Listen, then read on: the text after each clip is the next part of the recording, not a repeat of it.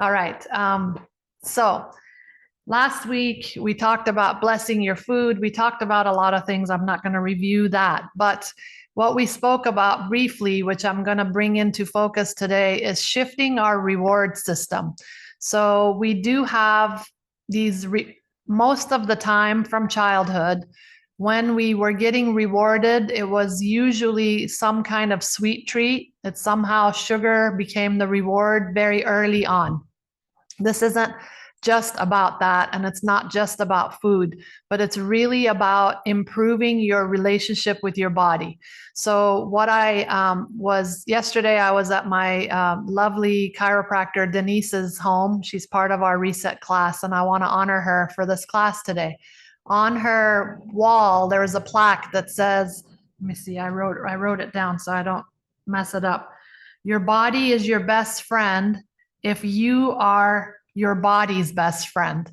And that just really stuck with me. And I need personally a lot of improvement in the way that I care for my body. I am a giver. I tend to give out a lot of energy and don't leave a whole lot for myself. And I do have some false, for me, it's not the sweets, but it's always the savory, the treats that are that are my kind of reward system that go on in the, usually in the chips department. I'll just be honest. So what we want to do is understand the communication from our body and what our body's needs are. And we're such a giant being. There's so many parts to us. So the parts of us that crave food or crave something that perhaps may not be the best for us, those parts, we don't want to block them. We don't want to push stuff away. You don't want to block your inner child. You don't want to block your low self, because then the low self gets mad and starts to cause all kinds of havoc. So we're not saying let's be regimented in everything we do, but we're really just saying let's become best friends to our body as well. Your body is your best friend. You be the best friend to your body. What does your body want and need? And if you're rewarding yourself with things like sugar or whatever, is not necessarily good for you, make sure you bless it in theta. And that's very simple. You take your energy and space into that light of all that is, and from there command the blessing of the food and drink, make it the right fuel for you. Witness the energy of light coming into your food, your drink, or whatever it is that you're doing.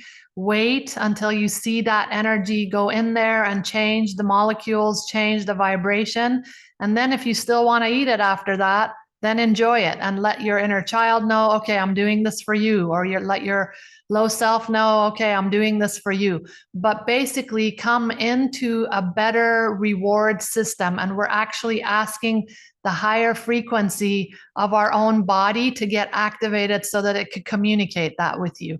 And then it's up to you to listen, right? So if you want to ignore it or if you want to listen to it, but at least the alert system will be placed and the energy will be there. So when you're going in for your normal reward, like, oh, it's late night, it's time for my sweet treat, or it's late night, it's time for my puffy chips, or whatever that is, stop for 1 second, stop and like observe, what part of me is used to this? What part of me wants this? And what is my new reward system? It could still be that it's a sweet treat that's now been blessed in theta. I'm not saying change all your ways, but change the reward system so you're coming into a higher frequency with your body. As we're growing, and this is what this class does for you, is every week it adds more virtues to you, more growth to you, as well as your ongoing energy with your direction of your manifestations.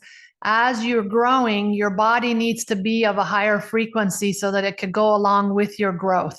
Otherwise, it'll start to cause imbalances to kind of pull you back into your body more so that you can create that rising, that energy coming up in your frequency so that you can rise all together, all parts of you included.